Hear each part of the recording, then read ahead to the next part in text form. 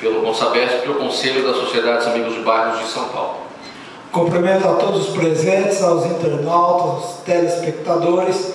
Hoje o CONSABESP, que é o Conselho Coordenador das Associações e Sociedades Amigos de Bairros, Vilas e Cidades do Estado de São Paulo, está divulgando o dia das SABs, das Sociedades Amigos de Bairro.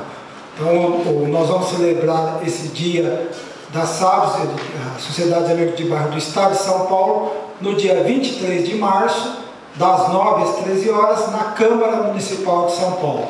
Então, o convite é aberto a todos os interessados, principalmente aquelas lideranças comunitárias que atuam como dirigentes de entidades.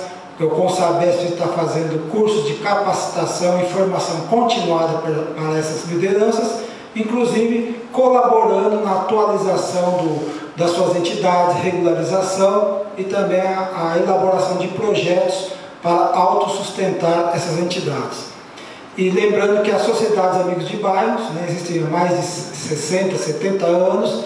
No início elas começaram reivindicando asfalto, luz, água, gás, coleta de lixo, e atualmente já praticamente todas as áreas do Estado de São Paulo estão cobertas, exceção uma ou outra região mais carente. Então nós entramos na fase da qualidade do serviço. Nós estamos capacitando essas sociedades amigos de bairros para exigir a qualidade do serviço, qualidade do transporte, qualidade do ensino público, qualidade da saúde.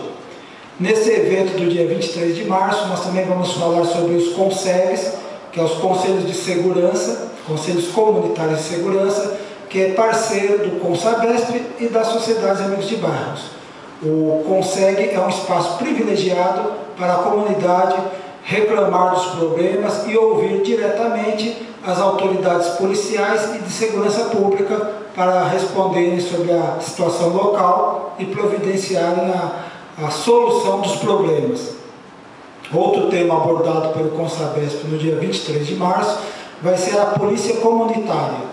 É uma experiência que veio do Japão e cada região, cada quarteirão, cada bairro, tem que ter a sua polícia comunitária, quer dizer, o policiamento identificado com a população.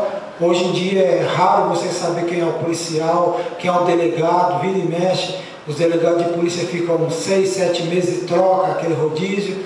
Então a polícia comunitária fica fixada numa base comunitária e a polícia interagindo com aquela comunidade. É um respeito mútuo, a gente precisa incentivar essa parceria polícia e comunidade.